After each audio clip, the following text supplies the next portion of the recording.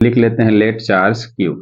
एक charge Q है और ये है 2 माइक्रोकूलम का है और charge of 2 microcoulomb इंटर्स in a magnetic field of, मान लीजिए कि मैग्नेटिक फील्ड, यहाँ पर कुछ तो मैग्नेटिक फील्ड होगा।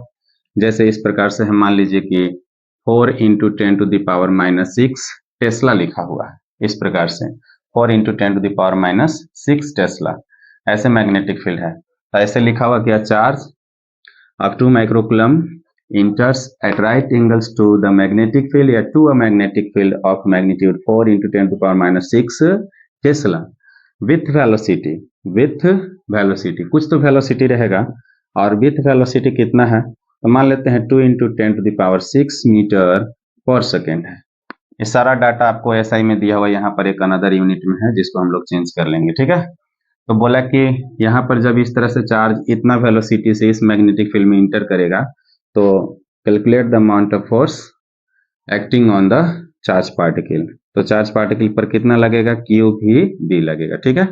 क्यू कितना है 2 और यहाँ पर 10 टू द पावर माइनस 6, ठीक है। और देखिए भी कितना है 2 into 10 to the power 6 into B कितना है 4 into 10 to the power minus 6। अब हम इसको न्यूटन में लिख सकते हैं, ठीक है।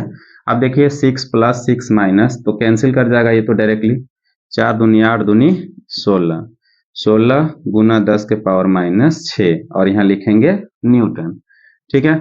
इसको और हम लोग चेंज कर सकते हैं, यही हमारा आंसर हो जाएगा 1.6 into 10 to the power minus 7 newton लिख सकते हैं इसको, ठीक है। या फिर इसको और भी हम लोग लिख सकते हैं, ये हमारा एसआई में आंसर हो गया। एक्चुअली में हम लोग को एसआई में ही आंसर देना होता है, ठीक है।